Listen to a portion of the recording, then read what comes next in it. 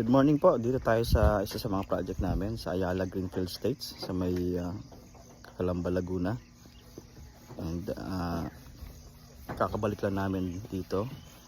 Ang project namin dito is plumbing and electrical only and installation of equipment. So ito na po yung update. So check po natin sa loob kung ano yung naging progress, kung pwede na pa tayo makapagtuloy-tuloy kasi natigil to. Last year pa namin project to. And tinitigil lang namin since hindi nakapag full blast pa yung bahay. So ngayon pa iniisa-isa natin, i-check natin kung okay na yung pump room para ma-install natin lahat ng equipment. So yan po. So Ayala Greenfield Estates sa Calamba, Laguna. So check po natin ngayon.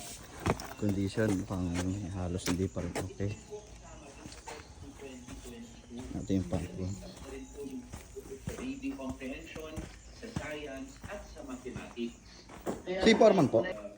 So ngayon hindi pa natin ma-install mga pump dahil hindi pa clear. So ito po yung ginagawa namin since last year na swimming pool. Kami yung nag-roughing ends, naglagay ng plumbing.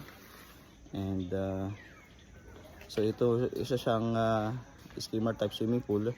Kakabit po namin ngayon yung skimmer.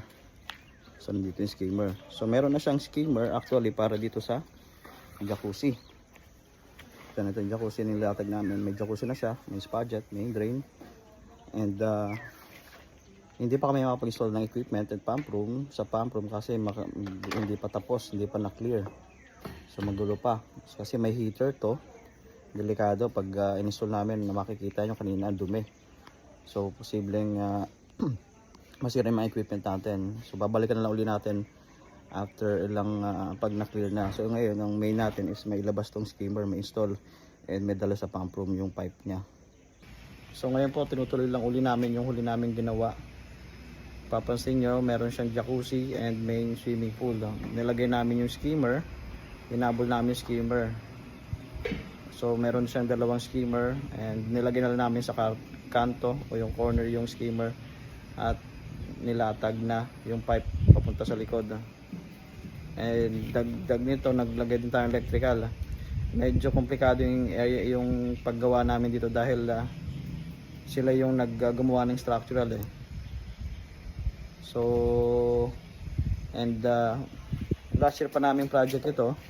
Hindi namin matapos kasi hindi pa natin may continue yung gawa since hindi pa tapos yung pump room sa ilalim. So ito pa, itong main drain mapapansin nyo naka-exposed Ayaw na kasi pa i-chipping o pa embed ng Gencon. Since original namin gawa na nakasama sa buhos na basag nila. So gumawa kami ng way para gumawa uli ng panibagong line. Same din dito sa skimmer. Skimmer ngayon lang namin nilagay dahil nung buhos wala kasing abang dito, dapat pwede namin i-chipping. So gagawa kami ng ng notch ayaw ipa-chipping ng Gencon. So dito na lang kami naglagay, pina-over the bakod na lang namin yung tubo. So yan. So medyo mahirap, komplikado pag iba kasi pag iba yung gumagawa ng structure. At lalo pa pag walang designer talaga ng mismong structure ng swimming pool. So hanggat maaari, ang gusto ko is talagang kami yung gagawa from the scratch from excavation, structural to architectural.